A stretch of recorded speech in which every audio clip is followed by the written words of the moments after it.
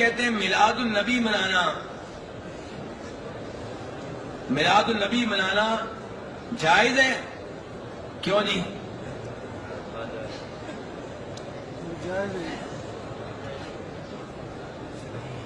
نہیں جائز ہے؟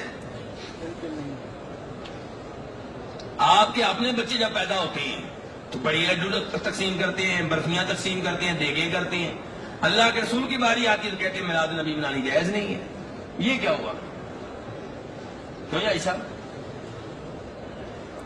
اور اپنے بیٹے کی باری آتی صاحب، پوتا پیدا ہوتا ہے جب آپ کا تو جناب برفیاں، لڈو، خوشیاں، اور اللہ کے رسول کے یوم پیدائش آ جائے تو آپ کہتے ہیں غلط ہے.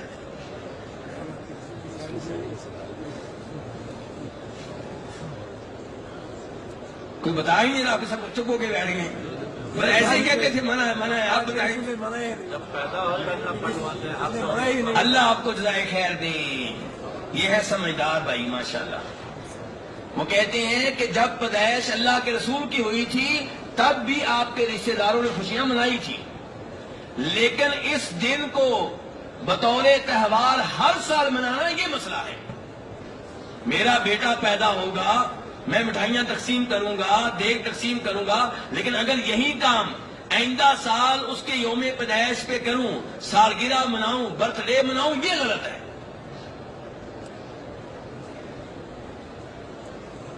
ورنہ نبی علیہ الصلوۃ والسلام جب مکہ سے مدینہ منتقل ہوئے تھے، ہجرت کی تھی. میرے بھائی دھیان سے، بڑی اہم بات ہونے لگی تبصرے بعد میں. حاجی صاحب بڑی اہم بات ہونے لگی تبصرے بعد میں. اگر تبصرے کرتے رہے تو یہ چیز سے محروم رہ جائیں گے آپ.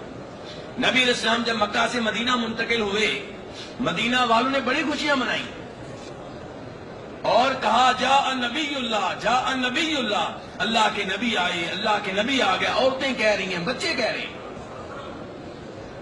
ہمارے دوست کہتے ہیں لو جی عید میلاد النبی ثابت ہوگی.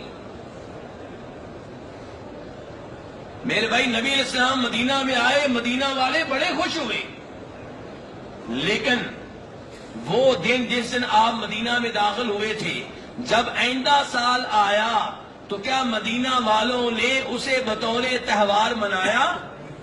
یہ سوال ہے.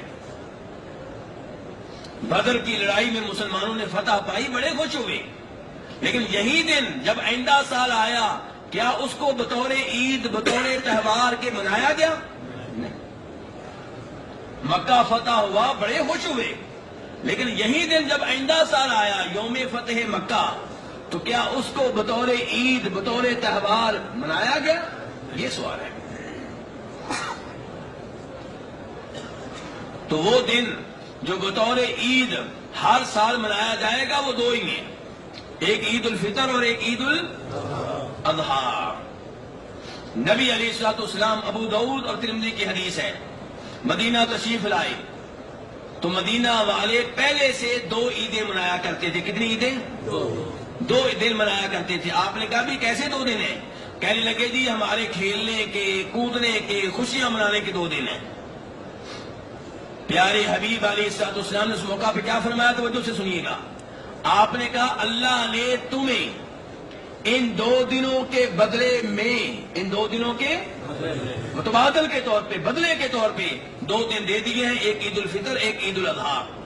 اگر تیسری عید کی گنجائش ہوتی تو آپ کہتے دو دن تمہارے، دو میری طرف سے، چار دن ہو گئے.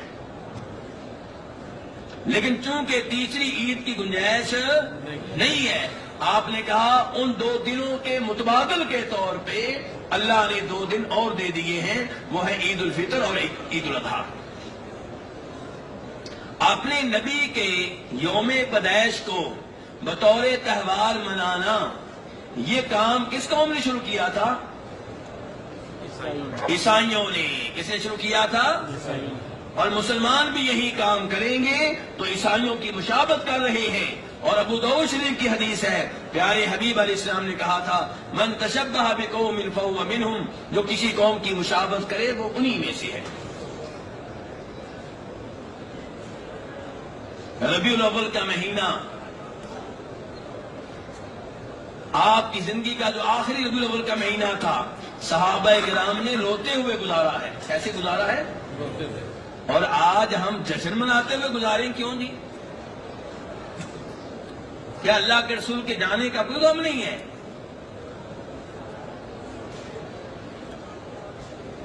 تو میرے بھائی ایسے نئے نئے کاموں سے، اور پھر یہاں آخری بات بتا دوں، اگر آپ کے یوم پیدائش کو بطور عید، بطور جشن، بطور تہوار منانا اچھا کام ہوتا تو اس کا آغاز، اس کا افتتاح، اس کی اوپننگ خود نبی علیہ الصلوۃ والسلام کرتے.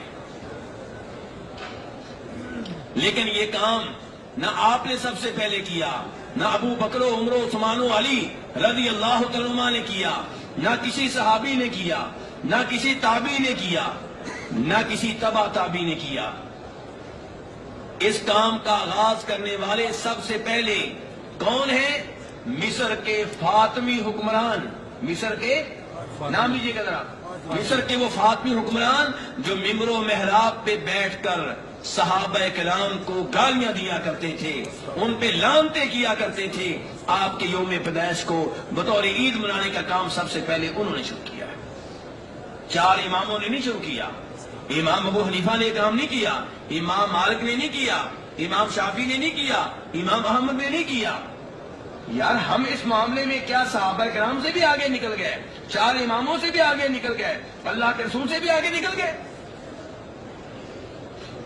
اللہ کے رسول نے فرمایا تھا صلی اللہ علیہ وسلم، من احدث فی امرنا ھذا ما لیس منہ فہو رد.